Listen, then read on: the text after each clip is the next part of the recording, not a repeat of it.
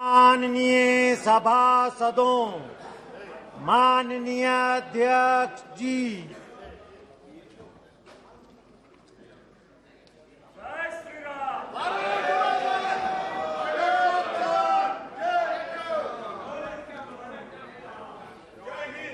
Question number 101 Shri Kalanidhi Veeraswamy. माननीय मंत्री जी। Statement is laid on the table of the House. Honorable member. Sir, the country has a problem where there is unemployment and huge amount of income disparities, sir. We talk about below poverty line families where the total income of a family is only around 30,000 rupees annually. And when we are talking about this, we are selling gas cylinders for 1,000 rupees, and even if you consider the 200 rupees subsidy which is being given, it's about 9,600 rupees, sir. For a family which is earning 30,000 rupees, we talk about the below poverty line families, you are claiming that we are giving gas for so many crores of people. I would like to know, like income tax, you have slabs where you say that up to 7 lakhs, we are not going to charge you any income tax. Honorable member on Sir, question. Sir, question is coming, sir. So I am asking, can you consider giving subsidy for LPG at a much better rate for these BPL families, where it can be given at probably 200 rupees per cylinder for the BPL families, and maybe at a higher rate for higher income Okay, groups. Mantri ji. Thank you. Honorable Speaker, sir, I want to, with your permission, draw the attention of the honorable member to the fact that it was precisely because the capacity to pay for families which are termed as BPL or below poverty line that the Ujjwala scheme was introduced.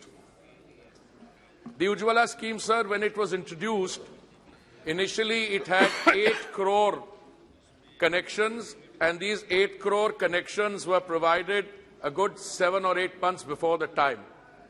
We reissued another 1 crore 60 lakh cylinders under the Ujjwala scheme, where the lady member of the household is presented free of cost a cooking top and a cylinder. Now, during the course of the pandemic, sir, when economic activity had come to a grinding halt at one stage, and then it was slow, and the families who are in the below poverty line categorization were the most severely affected, the government gave 3 cylinders free of cost to those BPL families. Sir, insofar as prices are concerned, I should like to submit through you, sir, to the House that we import 60% or thereabouts, perhaps even more sometimes, of our requirements. We have to import them. The import price, sir, is linked to what is called the Saudi CP, or the Saudi contract price. And the interesting thing is that the Saudi contract price during the last 2 years or so, if we have to use this as a reference period, sir, it has gone up from 250 per metric tons per $250 per metric ton to something like $900 per metric ton. Today also I think it is around $751 per metric ton. Now, if your import bill is determined by the international price, then it is very interesting to analyze what the government did. Because the government is sensitive to the requirements, sir, of the consuming population, particularly, as the honourable member says, to the most vulnerable, we did not allow the cost of domestic LPG to increase. Saudi contract price, sir, went up 333%, and yet the price increase was very small for the domestic thing. In May 2022, precisely as the honourable member states, we introduced a 200... माननीय मंत्री जी, संक्षिप्त में. Sir, I would like to complete this. आपको इजाजत नहीं दी, आप इनका जवाब मत दिया करें. एक बात सुन लें, प्लीज बैठें, एक बैठें. प्लीज बैठे मंत्री। कोई भी माननीय मंत्रीगण नीचे बैठे कोई भी व्यक्ति टिप्पणी करता है तो आप उसका जवाब मत दिया करें। ये लाइन आपको कही दे दिया, लेकिन आप उन पर बहस करना चाहते हैं। उनसे तो सर बहस करना, मैं कौन होता हूं बहस से, इतने विद्वान हैं, लेकिन आप चर्चा मत करो। हैं, तो मैं कौन होता हूं? मैं जिनको अलाउ करूं उनका जवाब दो आप। Sir, I want to conclude this that at the end of the day sir, at a time when the Honorable Prime Minister was providing 3 free meals, dry rations, to a very large segment of our population, even at that stage, we did not allow the price of domestic LPG to go up. Now, at the end of the day, that 200 rupees subsidy, what is a subsidy? It is taxpayers' money. And as the Honorable Member says, the ones who are most vulnerable, we are always ready. Left to this House and the Honorable Prime Minister, it would be ideal if the international or the Saudi contract price could come down from 750 further down. It would enable domestic LPG to be sold at even more economical rates. So I wish to submit this in response to what the Honorable MP has said, and I always stand ready to be able to, I would also be able to provide further Honorable details Member on this. Sir. Thank you, sir. Sir, I was only trying to reiterate that 33% of a family's income goes towards gas is probably not acceptable, and how it can be alleviated. My next question is, what is the status of your investment in Mozambique, sir, where there is a huge project which is taken by Total, and there are some unrests over there, and if that happens, probably gas can be made a lot more cheaper in India. So I would like to know what is the status of the project which is happening in Mozambique. Sir, I want to thank the Honourable Member. It is my understanding that at least the context that I have set out and the international situation. Sir, as part of the many initiatives which have been taken during the last several years, import of gas, acquisition of assets outside, increasing domestic production of gas. Sir, I'd like to inform the Honourable Member through you, sir, that last year our domestic production went up by 18%. This year also it's going up 18%. But for an economy which is thriving, where the rate of growth is 6.5% and 7%, where our growth rate, sir, is 3 times the global average. So we have a situation, the more demand for energy is arising on a daily basis. Insofar as the investment in Mozambique is concerned, sir, the Honourable Member has referred to unrest. Sir, there is an issue there. We are in partnership with an international group of companies. He mentioned one of them. And there are local conditions which are of, I would say, I would perhaps call it unrest is too mild a term, but there are issues of dealing with a form of insurgency there. We are in touch with these people, and the project is under what is called force majeure. And the $6 billion investment by Indian companies, we are very confident that due to the negotiations we are having both with government parties and the others, people taking on responsibility, we will find a way and to navigate through this problem so that gas not only from Mozambique but from several other sources where we are getting gas from. And at the end of the day, the international price is determined by a variety of factors. And, you know, one of the analysis I read, sir, was in a few years' time, this will be all a thing of the past because there will be so much gas available. But we have to navigate the next 2 or 3 years through the kind of global situation as it exists today and as it is evolving. Thank you, sir. Srimati Supriya Sule.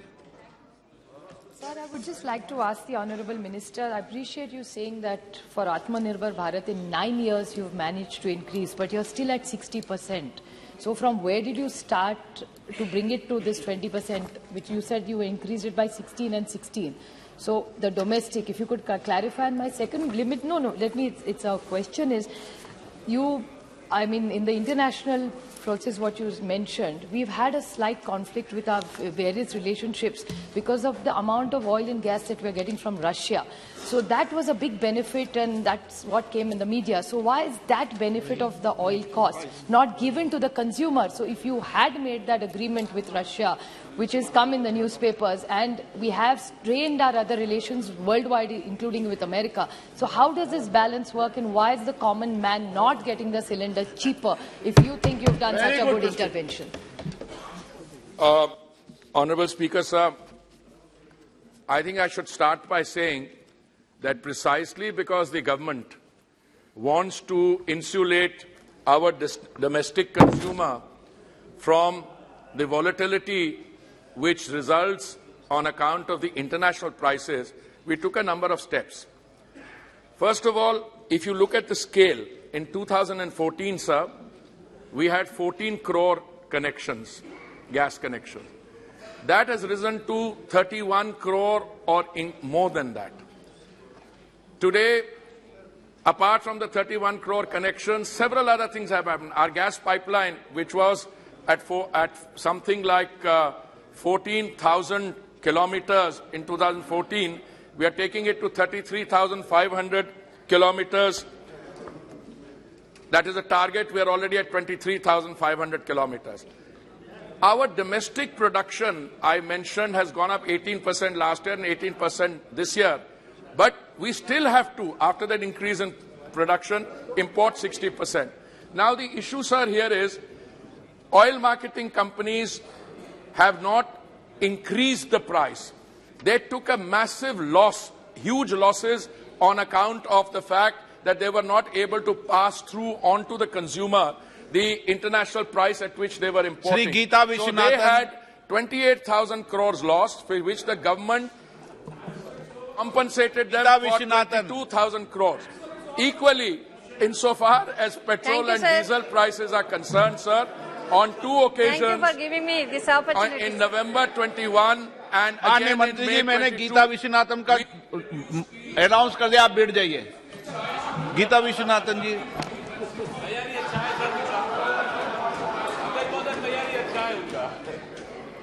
Thank you, sir. I convey my thanks to Honorable Minister for more and more connections given to under Ujjwala scheme. Sir, thank you. But I would like to know from the Honorable Minister, it is estimated that rural households with LPG connections are spending 6.7% of their income on fuel, which was 40% than the amount they were paying. Honorable Member, short mein. Shifting to LPG, thereby forcing them to make unfair choices about their basic standards of life. I would like to know from the Honorable Minister. माननीय मंत्री जी, माननीय सदस्यगण, मैं आपसे फिर आग्रह कर रहा हूं, अपना क्वेश्चन शॉर्ट में पूछो, नहीं तो जितना लंबा क्वेश्चन पूछोगे माननीय मंत्री जी उतना डबल जवाब देंगे. I must seek, sir, I'm happy to provide a shorter answer, provided I know what the question is. Sir, insofar as rural household spending is concerned, sir, I again reiterate, the government has taken a number of steps and very effective to insulate the consumer by bringing the price of petrol and diesel. They have not gone up since 6th April last year. Throughout the world, the increases are astronomical. In India, petrol and diesel prices in the OMC pumps have not gone up since 6th April of 2022. I think this point, sir, needs to be appreciated. Equally for gas, we have not allowed the increase in the Saudi contract price to be reflected in the domestic price. Sir, it is so easy to get excited and talk about things. The ground situation is India stands out as a shining example where the consumer has not had to face the increase in the global volatility and price increases. As I said, on 6th April 2022, petrol and diesel prices have not gone up in India, whereas they have shot up. You only need to look at what is happening in our neighboring countries. In one country, after 8 o'clock, you can't switch on the electricity because there is no energy. In another country, equally for gas, if the international price comes down, we are still willing, and if we need to look at the issues, equally, let me say, those who are recipients of or beneficiaries of Ujjwala, their consumption has gone up. I occasionally hear statements saying people don't take benefits. Average under Ujjwala, sir, is 3.68 cylinders in a thing. So think it has gone up very fast, and even those who earlier were not taking refills are now taking more and more refills. Question number 102 Shri Manoj Tiwari ji. धन्यवाद अध्यक्ष जी। मैं मंत्री जी से जानना चाहता हूं कि खादी और ग्रामोद्योग आयोग द्वारा उत्पादित खाद्य उत्पादों की गुणवत्ता में सुधार करने के लिए सरकार द्वारा कार्यान्वित की जा रही योजनाओं। Question number 102।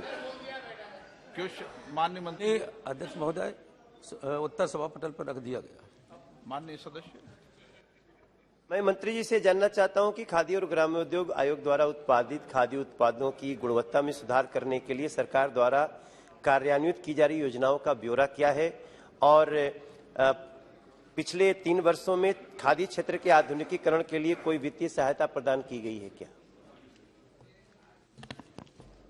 माननीय अध्यक्ष महोदय, खादी विकास सुधार कार्यक्रम के अंतर्गत जो खादी में सुधार किया गया है, हमारा under Khadi development and reform programme के अंतर्गत खादी उत्पादों की गुणवत्ता सुनिश्चित करने के लिए 2013 में खादी मार्क की शुरुआत की गई थी। खादी मार्क न केवल खादी उत्पादों की वास्तविकता की गारंटी देता है, बल्कि खादी को ऐसे ब्रांड के रूप में बढ़ावा देता है जो सामाजिक, सांस्कृतिक, पर्यावरण संबंधी मूल्यों को दर्शाता है। माननीय सभापति महोदय, खादी विकास योजना के विज्ञान और प्रौद्योगिकी घटक के अंतर्गत उत्पादों की गुणवत्ता बढ़ाने, कारीगरों की उत्पादकता और आय में वृद्धि करने, मानव परिश्रम को कम करने, बाजार की मांग के अनुसार नए उत्पादों को विकसित करने तथा स्थानीय कच्चे माल का कुशलतापूर्वक उपयोग करने के लिए विभिन्न अनुसंधान विकास कार्यक्रम चलाए गए हैं। माननीय मंत्री जी ने बहुत विस्तार से जवाब दिया है और मैं उसके लिए आभार प्रकट करता हूं, मगर मेरा एक पूरा प्रश्न है, जैसे हमें भारत के यशस्वी प्रधानमंत्री जी के सोच और विजन जो खादी के लिए है उस पर बहुत गर्व है अध्यक्ष जी, और हमें पता है कि इसी के कारण आज युवाओं में खादी फैशन ट्रेंड कर रहा है। 2-3 बातें बहुत महत्वपूर्ण है जो हमें डेटा में मिला है कि इस समय निफ्ट के समान ही खादी भी फैशन वर्ल्ड की पसंद बन रही है अध्यक्ष जी, और खादी क्षेत्र के कामगारों की आर्थिक स्थिति को सुधारने के लिए प्रधानमंत्री जी बहुत चिंतित रहते हैं, जैसे युवाओं में खादी ट्रेंड हो वैसे ही। और मुझे एक अच्छी बात और आई है कि खादी ग्रामोद्योग केंद्र के जो अध्यक्ष हैं वो गांव-गांव प्रवास भी कर रहे हैं।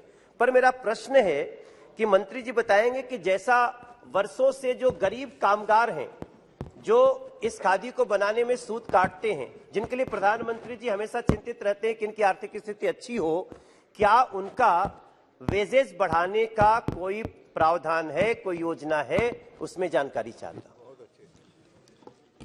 माननीय अध्यक्ष महोदय, विशेष रूप से निफ्ट की जो बात की है उसके लिए गांधीनगर, बेंगलोर, कोलकाता और शिलांग में हब बनाए गए हैं, जिससे उनके कामों को ज़्यादा से ज़्यादा काम किया जा सके और नई नई फैब्रिक का उत्पादन किया जा सके। घरेलू या अंतर्राष्ट्रीय बाजार उच्च स्तरीय फैब्रिक कपड़ों की गुणवत्ता मानकों को प्रसार किया जा सके। विशेष रूप से हमारे जो माननीय सदस्य हैं उन्होंने कहा है कि हमारे जो कारीगर हैं उनकी गुणवत्ता के लिए, उनकी सुधार के लिए क्या कुछ पैसा बढ़ाया जा रहा है। विशेष रूप से जब वो कर्तन करते हैं तो उन्हें 7.5 रुपये दिया जाता है एक कर्तन पर, लेकिन इसे बढ़ाने का प्रावधान किया गया है, इसमें कुछ न कुछ पैसा बढ़ाया जाएगा। निशिकांत दुबे। धन्यवाद सभापति महोदय। अध्यक्ष जी, माननीय प्रधानमंत्री जी के कारण खादी आज 1.5 लाख करोड़ से ऊपर का टर्नओवर कर रहा है। मेरा बड़ा साधारण सा सवाल है सर कि जो केवीआईसी है उसके जो बड़े बड़े शोरूम हैं वो दिल्ली, मुंबई, जयपुर, भोपाल, गोवा, और खादी ये रूरल एरियाज में रोजगार का बहुत बड़ा साधन है, और जो 298 क्लस्टर हैं खादी के उसमें 250 क्लस्टर वैसे हैं जो कि इसी वेस्टर्न इंडिया में मौजूद है सर। ईस्टर्न इंडिया इससे अछूता है। मेरा आपके माध्यम से मंत्री महोदय से साधारण सा प्रश्न है कि वर्कसेट प्रोग्राम, मिशन सोलर चरखा, स्फूर्ति, वर्किंग कैपिटल, हनी मिशन और जो कंपटीशन आ रहा है दुनिया में खादी को, प्राइवेट सेक्टर से जो आ रहा है या हैंडलूम सेक्टर से अलग हटकर जो मशीन मेड कपड़े पर आ रहा है, उसके बारे में ईस्टर्न इंडिया के डेवलपमेंट के लिए, खासकर बिहार, झारखंड, उत्तर प्रदेश, राजस्थान और बंगाल और नॉर्थ ईस्ट के लिए जो समस्याएं हैं, जहां खादी की प्रेजेंस कम है, उसके लिए भारत सरकार क्या कर रही है?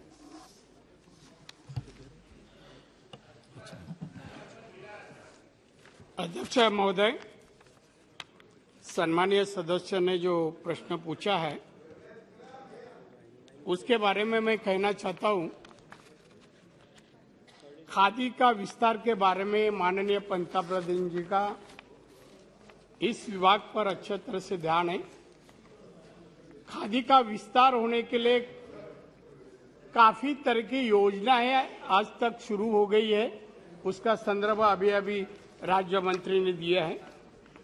क्लस्टर के बारे में जो राज्य में जिस इलाके में क्लस्टर अभी तक पहुंचे नहीं है, वहां क्लस्टर देने के प्रयोजन सरकार कर रही है और रोजगार भी बढ़ाने का कोशिश है। खादी से रोजगार बढ़ाने की कोशिश करने के लिए ये प्रावधान किया जाता है और खादी में अलग अलग योजना, गुणवत्ता में सुधार, चरकों में जो सुधार, इसमें कौशल्य विकास के माध्यम से, आधुनिक टेक्नोलॉजी की वजह से ये खादी में सुधारने का काम चालू है और ज्यादा रोजगार निर्माण करके उत्पादन खादी के कामगार को बढ़ाने की कोशिश चली है। Shrimati Kanimozhi. Sir, we know that the Khadi craftspeople and the weavers have been really affected during COVID. But in the minister's reply, I see that the financial assistance has been reduced drastically from 31.28 crores to 7.39 crores. Why is it you supposed to be helping them and aiding them? You've been reducing that, and the Center of Excellence for Khadi has been set up in NIFs in Ahmedabad, Bangalore, Calcutta and Shillong. Why has Chennai been left out? Thank you. Very good question. माननीय मंत्री जी। अध्यक्ष महोदय, चेन्नई को छोड़ा नहीं गया है। जहाँ रिक्वायरमेंट थी, आवश्यकता थी, वहाँ फंड वहाँ भेजा गया, उसकी नियुक्ति करते गई। 19-20 में 31 करोड़ दिए गए थे, 20-21 में 12 करोड़ दिए गए थे, 21-22 में 7 करोड़ दिए गए। एक जो अमाउंट कम होती गई है, उसी समय बैंक के माध्यम से जो लोन मिले थे 150 करोड़, आज भी 145 करोड़ इस डिपार्टमेंट के बाद बैलेंस है। वो जहाँ भी आवश्यकता है खादी के लिए, खादी की टेक्नोलॉजी पहुंचाने के लिए, खादी के चरखा चलाने वाले को वहाँ कुछ ही चीज की आवश्यकता हो तो 145 करोड़ आज भी डिपार्टमेंट के पास है। Shri B Mahtab ji. Thank you, Honorable Speaker, sir. Khadi एक इमोशनल कनेक्शन हमारे सब के साथ, सब परिवार के साथ है। हैंडस्पन खादी, यही उसकी खूबियत है और इसलिए मैं जानना चाहता हूं, एक तो प्रोडक्शन और दूसरा मार्केटिंग। प्रोडक्शन के ऊपर ज्यादा जोर हम दे रहे हैं या मार्केटिंग के ऊपर ज्यादा जोर दे रहे हैं? आपका उत्तर आएगा, हम दोनों पर दे रहे हैं। पर अगर आप विस्तार से जाएं, प्रोडक्शन इस कई सालों में कहां बढ़ी है और किस चीजों पर बढ़ी है? Khadi was supposed to be a poor men's dress और poor women's dress, पर हम इसको मिडिल क्लास और कंज्यूमर दुकान के जरिए इसको बिकने के लिए काफी कोशिश कर रहे हैं। तो हमारी प्रायोरिटी क्या है मार्केटिंग के हिसाब से और प्रोडक्शन के हिसाब से? जैसे निशिकांत जी ने कहा और कानीमोड़ी जी ने अभी कहा कि ज्यादा से ज्यादा पैसा आपके पास रहने से कुछ फायदा नहीं होगा। आपको अगर डिस्ट्रीब्यूट करना है, स्टेट वाइज डिस्ट्रीब्यूट ना करें, पर रीजन वाइज इसको डिस्ट्रीब्यूशन अगर सही ढंग से हो तो ये ज्यादा महत्व रखेगा। इस सिलसिले में मैं सरकार की मनीषा जानना चाहता हूं। माननीय मंत्री जी। अध्यक्ष महोदय, माननीय सदस्य महोदय ने जो प्रश्न पूछा है, खादी तो आम आदमी या आम कामगार गरीबों के लिए रोजगार प्राप्त करने के लिए एक खादी के माध्यम से काम किया जाता है। खादी में सुधार हो, ज्यादा से ज्यादा कामगार को रोजगार मिले, अच्छा उत्पन्न मिले, इसमें कोशिश में सरकार काम कर रहा है। जहां आवश्यकता है इसमें काफी स्किल डेवलपमेंट के माध्यम से भी हम सुधार कर रहे हैं। और जो बेस है खादी शुरू किया जिस कारण से वो बेस शुरू रहे, क्वालिटी वाइज खादी अच्छा निर्माण हुए, और मार्केटिंग इसलिए कर रहे हैं कि उसे मार्केटिंग करेंगे। जो कामगार खादी बनाते हैं, कपड़ा बनाते हैं, वो मार्केटिंग करने के बाद ही उनको पैसा आ जाएगा। तो हमारा ध्यान खादी में रोजगार देना है, कामगारों को पर कैपिटा इनकम में किस तरह से सुधार हो, यह हमारा सरकार का उद्देश्य है। क्वेश्चन नंबर 103 श्री मोहन भाई कुंडारिया। माननीय मंत्री जी। Sir, a statement is laid on the table of the House. माननीय सदस्य।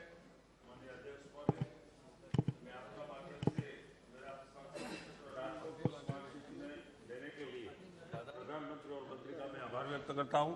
खास करके राजकोट स्मार्ट सिटी में 71 प्रोजेक्ट परियोजना में स्टार्ट किया था, उसमें से 33 परियोजना पूर्ण हुई है। 38 परियोजना का काम चालू है। सरकार की 2017 से 2023 तक 5 वर्ष की परियोजना था। वो जो प्रोजेक्ट 38 चालू से, उसमें समय मर्यादा बढ़ाने के लिए सरकार कोई सोच रहा है क्या?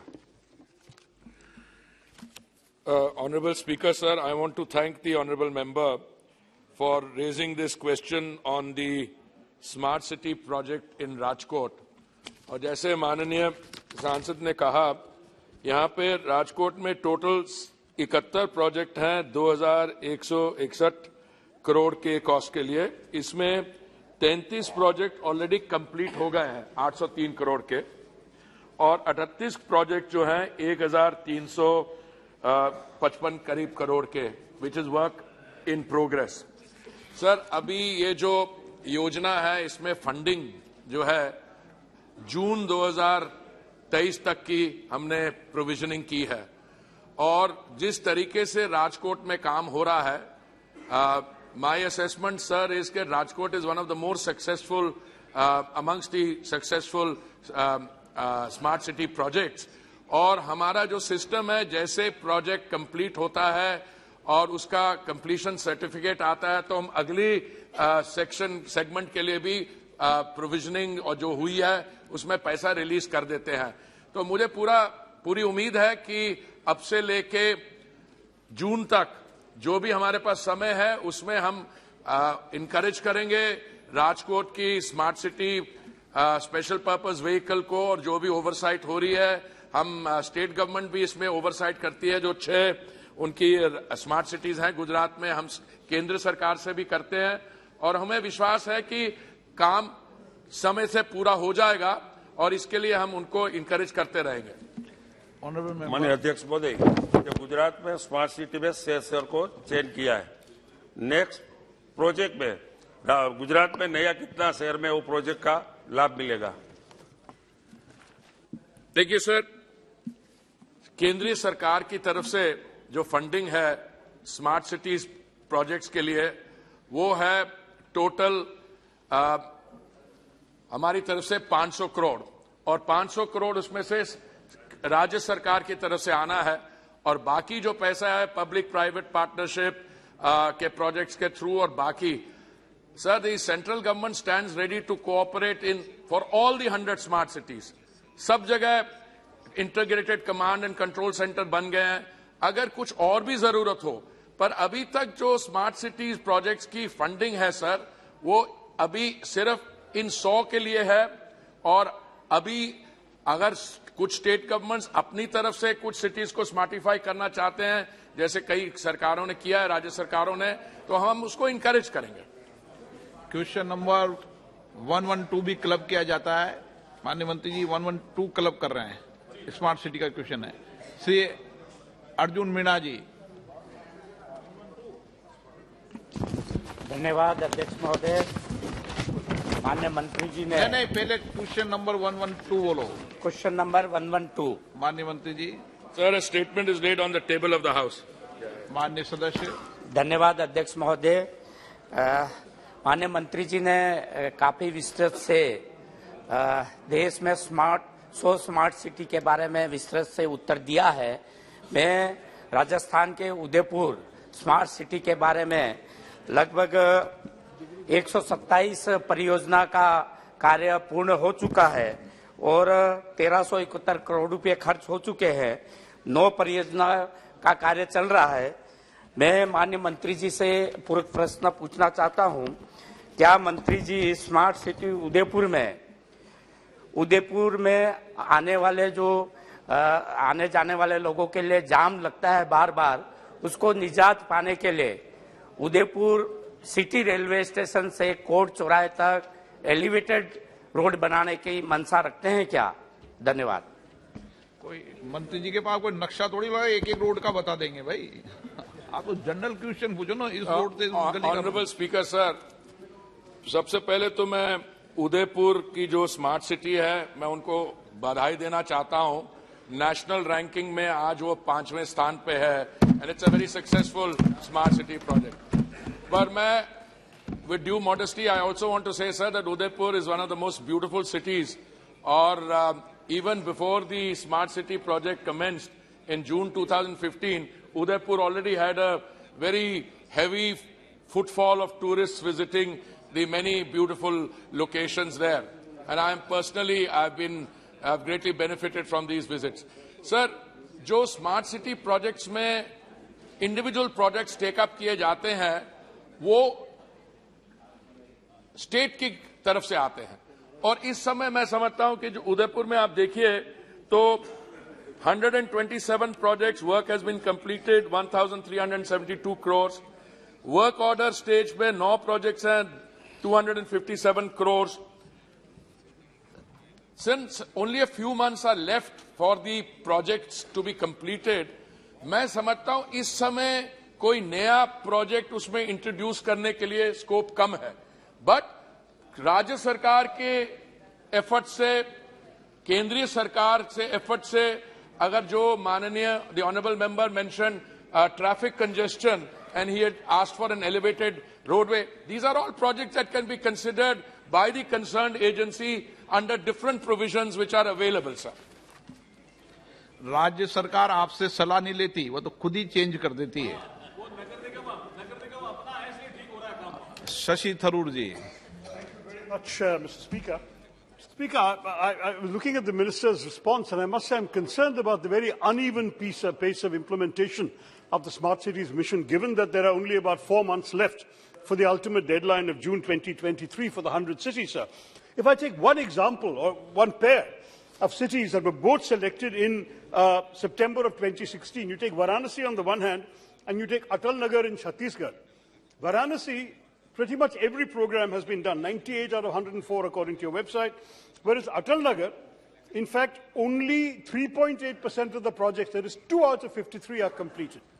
So my question to the Honourable Minister is, first, how do you explain these discrepancies and the unevenness in the implementation of the smart city projects? Prime Minister. Secondly, how do you account for the delays? If there are some cities where there are major delays, there must be some common factors that your ministry has studied to understand why these projects are not getting complete. And finally, sir, how does Thiruvananthapuram fare in this league table of uneven implementation?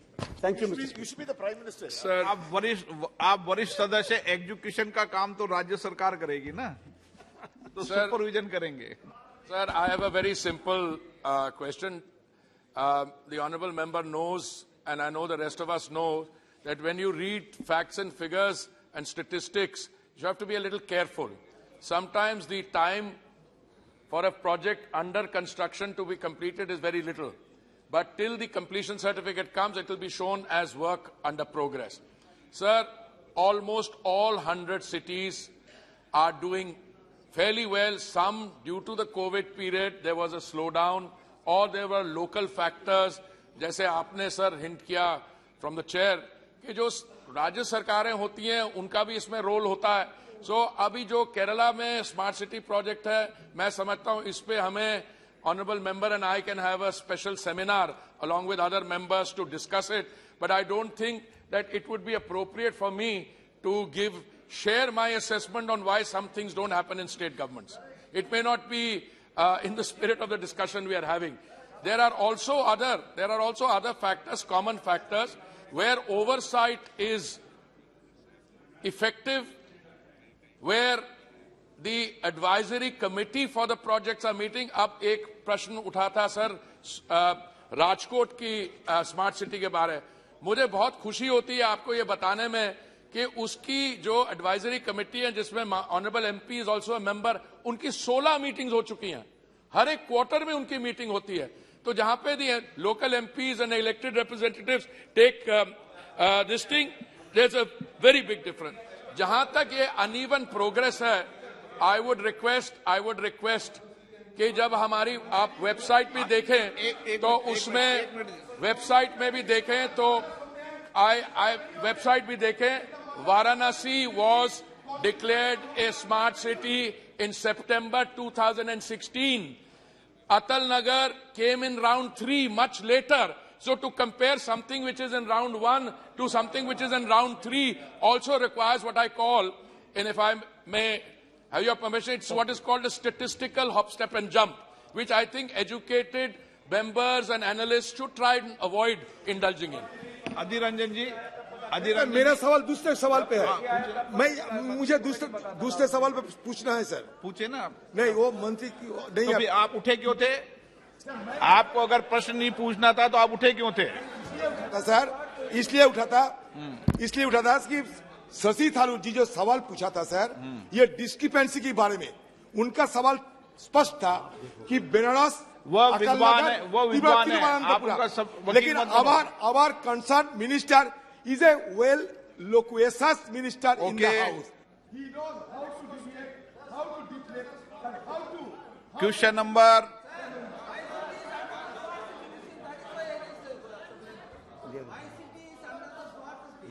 Smart city तो 100 member of parliament की 100 को allow कर दूंगा क्या?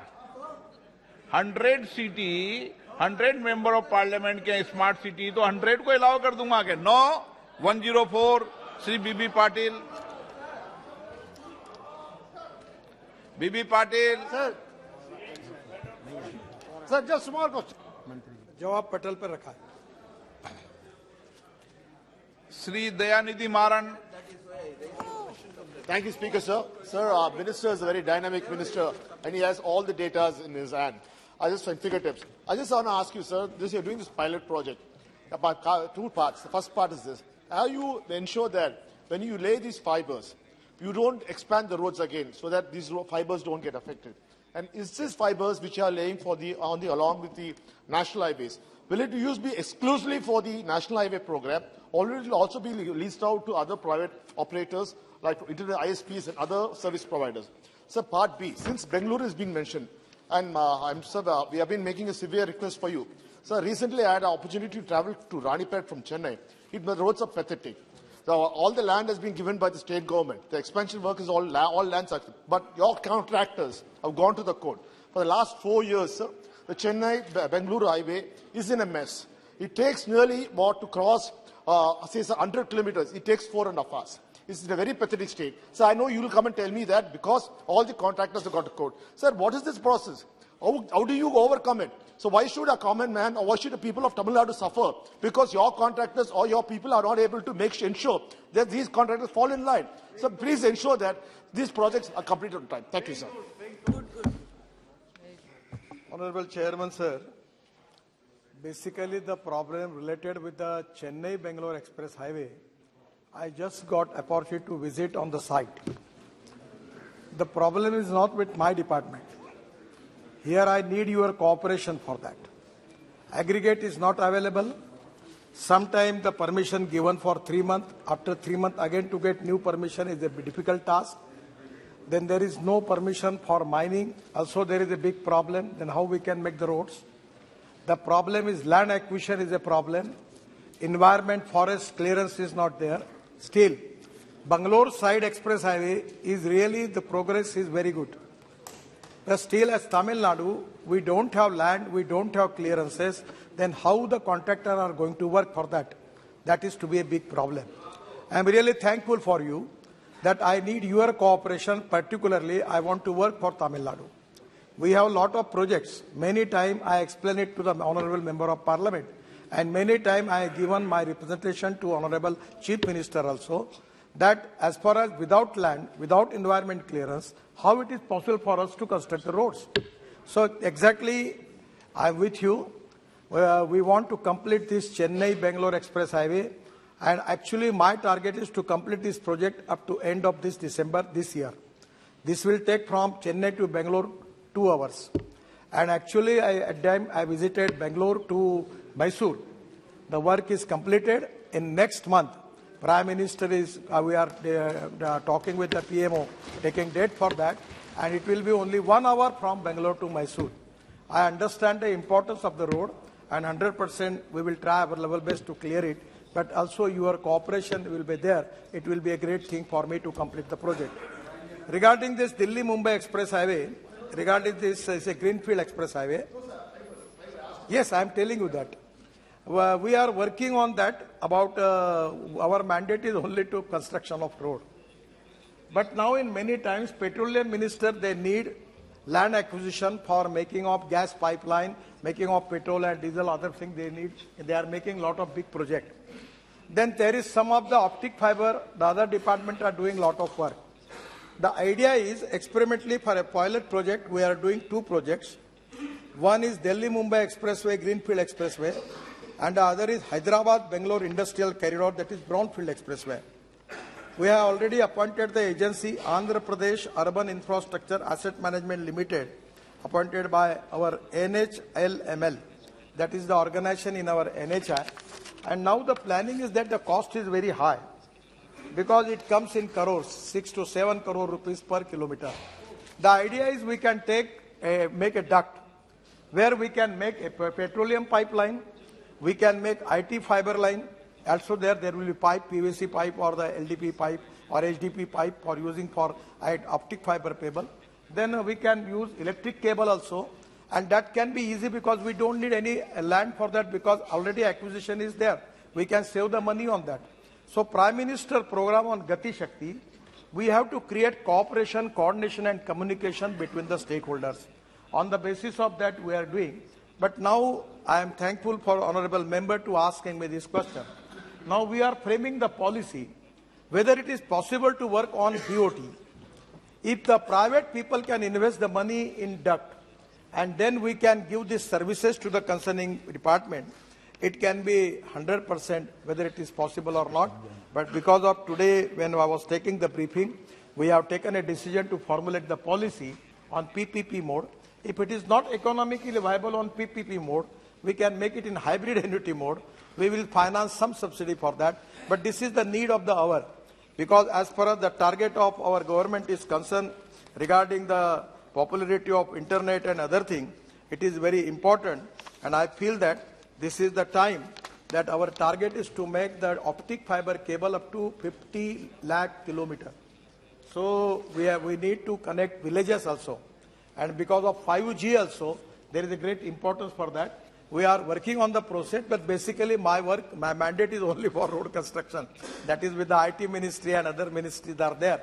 But we have the land is ready. In Delhi-Mumbai Express Highway, we have a land available 120 meters.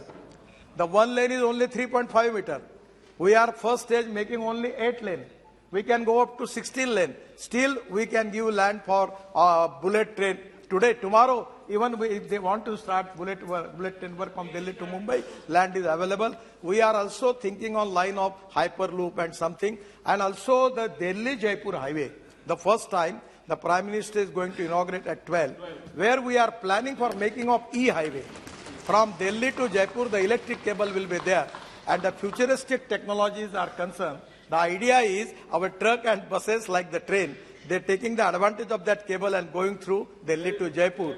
We are working on that. and that is also a first pilot project. I don't know whether how it can going to be get success, but it is a first trial for that. I am very much thankful for you for asking me this question. And again, I am humbly request you, all members of Tamil Nadu, in your constituency regarding NHI work, please cooperate us. We want to do it. Question number 105 Shrimati सजदा अहमद। माननीय मंत्री जी। उत्तर सदन के पटल पर रखा गया है माननीय अध्यक्ष महोदय। श्री अधीर रंजन चौधरी जी। सजदा अहमद तो आई नहीं ना सर, मेंबर नहीं है सर। अच्छा sir, the issue is that the question that has been raised under part 2, I mean B, whether the government has taken note that the huge virtual water trade of India is a great concern for water security, and if so, the details thereof. In your reply, in part B, you just check it out that this has not been spelled out in an elaborate manner. BC has been marked, but the core issue of virtual water trade has been conspicuously absent in your explanation in part B and C. We know that in the year 1993, the virtual water trade was conceived by Tony Allen. The name itself implies import and export of hidden water in various products. We don't have any idea of what is called virtual trade because people are not aware of it. I personally even not aware of it. Do you have any policy of virtual water trade in India? And what are the challenges and what are the benefits? Have you ever estimated on it? Because in the prevailing situation, I think this could be considered. But the question was raised, but the answer is seriously deficient. So that is why I thought it prudent to flag your attention. धन्यवाद माननीय अध्यक्ष महोदय। माननीय सदस्य ने virtual water trade के बारे में अपनी अनभिज्ञता और सदन की अनभिज्ञता के बारे में चर्चा की है। जिन सज्जन का नाम माननीय सदस्य ने लिया है, उन्होंने एक अध्ययन करके ऐसा बताया कि बहुत सारे क्योंकि जो भी कुछ उत्पादन होता है, चाहे भोजन का उत्पादन है, जो कपड़े हम पहनते हैं उसका उत्पादन है, जो हम सेवाएं जो हम उपयोग में लेते हैं, हर एक तरह की सेवा में कहीं न कहीं पानी की आवश्यकता होती है। जो कृषि के उत्पाद भारत एक्सपोर्ट करता है, उसको लेकर के माननीय सदस्य ने चिंता व्यक्त की थी कि हम जो चावल निर्यात करते हैं, हम गेहूं निर्यात करते हैं, हम कपास निर्यात करते हैं, हम चीनी निर्यात करते हैं, ये सभी वाटर गजलिंग क्रॉप्स हैं और इनके निर्यात के चलते हम वर्चुअली पानी को निर्यात कर रहे हैं, जो कि भारत जैसे देश में जिसमें पानी की कमी है, निश्चित रूप से चिंता का विषय है। मैं माननीय सदस्य की जानकारी के लिए बताना चाहता हूं कि भारत सरकार ने जो कृषि के क्षेत्र में पानी उपयोग होता है, इसके उपयोग को कम करने के लिए निरंतर प्रयास किए हैं। माननीय प्रधानमंत्री जी के नेतृत्व में हमने स्मार्ट इरिगेशन को बढ़ावा देने के लिए, प्रेशराइज पाइप्स के माध्यम से इरिगेशन को बढ़ावा देने के लिए, जिसके लिए सामान्यतः माना जाता है कि 20% पानी की बचत होती है। और मैं यहाँ उल्लेख करना चाहता हूँ मध्य प्रदेश का, कर्नाटक का, महाराष्ट्र का, गुजरात का, इन सरकारों ने इस दिशा में बहुत बेहतरीन काम किया है। इसके अतिरिक्त जो है पर ड्रॉप मोर क्रॉप से आपको जानकारी होगी, माननीय प्रधानमंत्री जी ने कहा कि हमें हर एक बूंद से अधिकतम उत्पादन हो सके, इस दिशा में काम करना चाहिए। माइक्रो इरिगेशन को प्रमोट करने के लिए भी सरकार काम करती है। इन सब के अतिरिक्त भी यदि मैं माननीय सदस्य और सदन की जानकारी के लिए निवेदन करना चाहता हूं, आप सबको इस विषय का संज्ञान है कि इस वर्ष को भारत के माननीय प्रधानमंत्री जी के आग्रह पर और अनुरोध पर मिलेट ईयर के रूप में घोषित किया गया है। मैं ऐसा मानता हूं कि जिस तरह से दुनिया में फूड पैटर्न्स चेंज हो रहे हैं और उसके कारण से जो अवेयरनेस बढ़ रही है, it's an opportunity for our nation, क्योंकि हम दुनिया में सबसे ज्यादा मिलेट्स पैदा करने वाले देश हैं, सबसे ज्यादा वैरायटी ऑफ मिलेट्स पैदा करने वाले देश हैं। अगर इस समय में हम अपने किसानों को उसमें प्रोत्साहित करके अपने देश में और पूरे विश्व भर में उपभोग के लिए मिलेट्स पैदा करें तो हम वाटर फुटप्रिंट को नीचे ला सकते हैं। इसके अतिरिक्त भी वाटर फुटप्रिंट को कम करने के लिए विशेष रूप से, क्योंकि ये चावल के संदर्भ में कहा गया है, चावल के उत्पादन में आईसीआर ने इस तरह की सीड वेराइटीज को डेवलप किया है कि उन सीड वेराइटीज से पानी के उपयोग को 1/4 25% तक लाया जा सकता है। जहां 1.2 से 1.8 मीटर तक स्टैंडिंग वाटर, क्यूबिक मीटर तक स्टैंडिंग वाटर की आवश्यकता है, उसको 30 सेंटीमीटर तक रिड्यूस किया जा सकता है। क्योंकि पानी और कृषि दोनों राज्य का विषय है, नीचे इस विषय को, इन टेक्नोलॉजीज को, वेराइटीज को प्रोपोगेट करने की जिम्मेदारी प्राथमिक रूप से राज्यों की है और बहुत सारे राज्यों ने इसमें बहुत अच्छा काम भी किया है।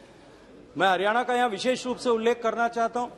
उन्होंने चावल के उत्पादन के रकबे को घटाने के लिए एक इंसेंटिव स्कीम शुरू की और उसके कारण से लगभग 1 लाख हेक्टेयर रकबा उन्होंने पायलट प्रोजेक्ट के माध्यम से जो है वो डाइवर्सिफाई करने में सफलता प्राप्त की है। इसी तरह के प्रयास महाराष्ट्र ने भी किए कि जब देवेंद्र फडणवीस जी की सरकार थी, उन्होंने कहा कि गन्ना और जो है कपास केवल ड्रिप इरिगेशन से ही उगाए जा सकते हैं। हमको निश्चित रूप से इस दिशा में संवेद स्वर से हम सबको भी बात करना पड़ेगा, काम करना पड़ेगा। हमको अपने क्षेत्र में, हम सब लोग अपने अपने क्षेत्र के प्रतिनिधि भी हैं और हम अपने क्षेत्र के लीडर्स भी हैं। हम अपने क्षेत्र में किसानों को अधिकतम उपयोग किस तरह से, पानी के न्यूनतम उपयोग में अधिकतम खेती किस तरह से कर सकते हैं, इस पर हम सबको निश्चित रूप से काम करना पड़ेगा, तब जाकर के हम इसको वर्चुअल ट्रेड बैलेंस को कम कर पाएंगे। Question number 106 Shri Dushyant Singh ji. तो चेयर सर, माननीय मंत्री जी। पटल पर रख दिया गया। धन्यवाद speaker ji. I would like to ask the honour minister, आदरणीय प्रधानमंत्री जी ने बड़े अच्छे काम किए हैं और उन्होंने उनके निर्देश में रीजनल कनेक्टिव स्कीम का काम शुरू किया गया है और जिसमें हब एंड स्पोक का काम शुरू किया गया है कि मतलब बड़े एयरपोर्ट से छोटे एयरपोर्ट बड़े एयरपोर्ट को लिंक करना था। इसमें इंफ्रास्ट्रक्चर का जो डेवलपमेंट किया गया है, अभी ट्रैवल अब बढ़ चुका है। मेरा प्रश्न मंत्री जी से ये है कि वर्तमान के जो एयर ट्रैफिक कंट्रोल ऑपरेटर्स हैं, एक कमेटी रिपोर्ट आई है, पेपर में भी लिखा गया है कि वर्तमान में जो वॉच ड्यूटी टाइम लिमिटेशन है, इसकी जो रेस्ट रिक्वायरमेंट्स हैं, इसमें लोगों को इसमें जो ये क्या गया है कि डीजीसीए ने मांगा है कि रूल्स की वर्किंग कंडीशन को बदलने का, कि वर्तमान की जो एग्जेम्पशंस हैं उसको 5 टाइम्स अभी पुअर कंडीशंस हैं इनके जो हमारे एयर ट्रैफिक कंट्रोलर्स हैं। क्या सरकार जो रिक्वायरमेंट्स हैं उसको सतुलन करेंगी और क्या नई पोस्ट जो एयर ट्रैफिक कंट्रोलर्स की पोस्ट है वो करने के लिए प्लानिंग करेंगी और ये कब तक होगा, जिससे हमारे पूरे देश में जो आरसीएस एयरपोर्ट्स हैं और बाकी के एयरपोर्ट्स हैं इसका पूरा लाभ ले पाएंगे। धन्यवाद सर। अध्यक्ष महोदय, जहां तक एटीसीओज का सवाल है, डीजीसीए इनकी पूरी जानकारी रखता है, इनके बारे में पूरी तहकीकात करता है और एक का नंबर रखता है कि इतने एटीसीओज होने चाहिए। उसके हिसाब से हम उतने एटीसीओज के लिए रिक्रूटमेंट करते हैं, उनकी ट्रेनिंग करते हैं। मैं बताना चाहूंगा कि हमारे मंत्रालय ने 2021 से अब तक 792 लोगों की रिक्रूटमेंट की है और इस समय 456 एटीसीओज के लिए कार्य प्रगति पर है, ताकि ये ट्रेन होकर अपनी अपनी जगह पर जा सके। जहां पर एटीसीओज की कमी होती है वहां पर वॉचार्स उसी हिसाब से कम कर दिए जाते हैं, ताकि जो वहां पर एक्चुअल ट्रैफिक की रिक्वायरमेंट है उसके हिसाब से कार्य किया जा सके। हमारा सतत प्रयास है कि हम जो भी रिक्वायरमेंट हमको दी जाए उसको पूरा करें, ताकि हमारे यहां किसी प्रकार की कमी ना आए। सेकंड सप्लीमेंट्री सर, मैं राजस्थान के उस भाग से आता हूं जो एक एस्पिरेशन डिस्ट्रिक्ट है सर। झालावाड़ और बारां में हमारे झालावाड़ का जो एयरपोर्ट बनने जा रहा है वो राजस्थान का सबसे बड़ा एयरपोर्ट बनने जा रहा है। मैं माननीय मंत्री जी से मैं जानना चाहता हूं कि जहां हाड़ौती में, जैसे आपका क्षेत्र आता है, आपके क्षेत्र में भी एयरपोर्ट बनना चाहिए, हमारे क्षेत्र में भी एयरपोर्ट बनना चाहिए, हाड़ौती में के साथ साथ पूरे राजस्थान में एयरपोर्ट बनना चाहिए। क्या वर्तमान की सरकार राजस्थान के लिए जो आरसीएस रूट्स में हमारे एयरपोर्ट्स में नई रूट्स प्लान करेंगी और प्लान करने के साथ हमें अश्योरेंस चाहिए कि हमारे एस्पिरेशन डिस्ट्रिक्ट के लिए क्या सरकार हमारे आरसीएस रूट करके देगी, जिससे हमारे जो नए एयरपोर्ट बनेंगे, जिससे हमारे जो बच्चे पढ़ने आते हैं हमारे क्षेत्र में, बिहार से आते हैं, उत्तर प्रदेश से आते हैं, नॉर्थ ईस्ट से आते हैं, उनको आने जाने में, और अब जो हब एंड स्पोक का जो आपका स्कीम अब चल रहा है, क्या हमारे छोटे छोटे एयरपोर्ट्स को भी आप प्रोत्साहन करेंगे और आरसीएस रूट से जोड़ेंगे, और क्या झालावाड़ को इस रूट से आप जोड़ने की प्लानिंग कर रहे हैं क्या? अध्यक्ष महोदय, जहां तक का आरसीएस या उड़ान का सवाल है, सबसे पहली चीज तो मैं कहना चाहूंगा कि एक ऐसी स्कीम है जिससे कि उड़ान और हवाई जहाज से चलने का डेमोक्रेटाइजेशन हुआ है। उड़ान एक मार्केट ड्रिवन स्कीम है जिसके अंदर एयरलाइंस समय समय पर जो बिड्स होती हैं उसके अंदर भाग लेती हैं और जिन रूट पर वो जाना चाहती हैं अपने व्यवसाय के एनालिसिस के बाद उसको वो लेती हैं। तो अगर कोई भी एयरलाइन झालावाड़ जाने के लिए तैयार होती है तो हमें कोई आपत्ति नहीं है, हम झालावाड़ को उसी हिसाब से डेवलप करने की कोशिश करेंगे। लेकिन ये एयरलाइन के ऊपर निर्भर है और इस समय जबकि सब कुछ मार्केट ड्रिवन है, सरकार सिर्फ उनको बता सकती है कि आप इसके ऊपर कार्य करिए, लेकिन उनको फोर्स नहीं कर सकती। श्री रितेश पांडे। धन्यवाद आदरणीय अध्यक्ष जी। अध्यक्ष जी, मैं आपके माध्यम से माननीय मंत्री जी से ये पूछना चाहता हूं कि एयर ट्रैफिक कंट्रोल ऑपरेटर्स की संख्या और बढ़ाने के लिए लखनऊ के ऊपर जो ज्यादा ट्रैफिक है, अयोध्या वहां से मात्र 120 किलोमीटर दूर है, जहां पे एयरपोर्ट बनकर के लगभग तैयार हो गया है। वहां पे फ्लाइट्स आने से एयर ट्रैफिक कंट्रोलर्स की वहां एम्प्लॉयमेंट और बढ़ेगी और अयोध्या और अंबेडकर नगर, आजमगढ़ जैसे जिलों के लिए एक उपलब्धि जो है वहां पे, बस्ती भी जो है वहां पे एक उपलब्धि बढ़ेगी। तो ये एयर ट्रैफिक कंट्रोलर्स की नियुक्तियां बढ़ाने के लिए क्या अयोध्या एयरपोर्ट को आप जल्द से जल्द चलवा करके वहां पे एयर ट्रैफिक कंट्रोलर्स को आप नियुक्त करेंगे और वहां पे जो लखनऊ का ज्यादा ट्रैफिक है वो डाइवर्ट होगा, एयर ट्रैफिक है वो डाइवर्ट होगा कि नहीं, और कब तक होगा? धन्यवाद। अध्यक्ष महोदय, सबसे पहले तो मैं कहना चाहूंगा कि ट्रैफिक डाइवर्ट नहीं किया जाता, सिर्फ जब कोई इमरजेंसी आती है तभी डाइवर्ट होता है। एयर ट्रैफिक अपने रूट्स के ऊपर चलता है, जहां पर हवाई जहाज ठीक से जा रहा है, हवाई अड्डा ठीक है, मौसम ठीक है, हवाई जहाज वहां पर उतरेगा। लेकिन जहां तक इस नजदीकी का सवाल है, जब भी एयरपोर्ट तैयार होगा, जब भी उसके ऊपर हवाई जहाजों का चलन होगा, एटीसीओज की जो भी रिक्वायरमेंट है उसकी पूरी की जाएगी। Question number 107 Shri Balashowry Vallabhaneni. 107 माननीय मंत्री जी।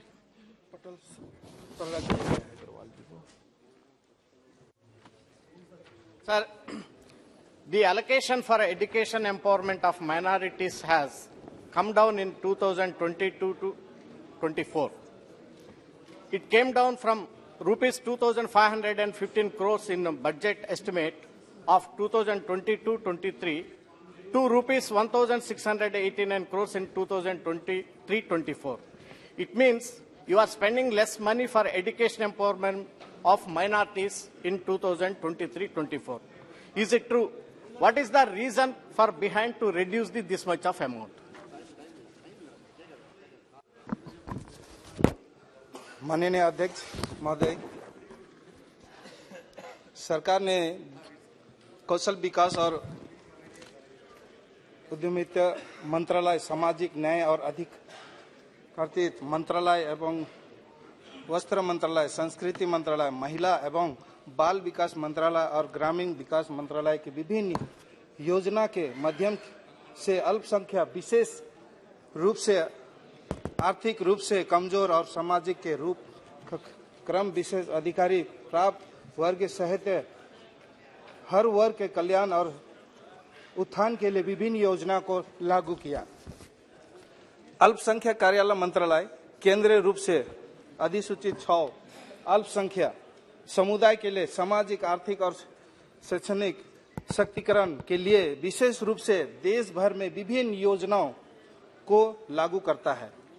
पिछले 5 वर्ष के दौरान मंत्रालय द्वारा कार्यान्वित शिक्षण सशक्तिकरण योजना, मैट्रिक पूर्व छात्रवृत्ति योजना, मैट्रिकोत्तर छात्रवृत्ति योजना, मैट्रिक संसाधन अतिरिक्त योजना, रोजगार का आर्थिक सशक्तिकरण योजना, प्रधानमंत्री पीएम आवास योजना, जैसे हम लोग अल्पसंख्यक को ऋण प्रदान करने हेतु राष्ट्रीय अल्पसंख्यक विकास एवं वित्त निगम NFDFC को नियुक्ति करते हैं। विशेष योजना जियो फारसी, भारत में फारसियों का आबादी में हो रही गिरावट को रोकने के हेतु योजना, कौमी वक्फ बोर्ड योजना। प्रश्नकाल समाप्त। मान्य, अब जवाब तो 1 घंटा बोलते 1 घंटा चलाता है क्या? मान्य सदस्यगण, मुझे कुछ विषयों पर स्थगन प्रस्ताव की सूचना प्राप्त हुई है। मैंने किसी भी स्थगन प्रस्ताव की सूचना अनुमति प्रदान नहीं की।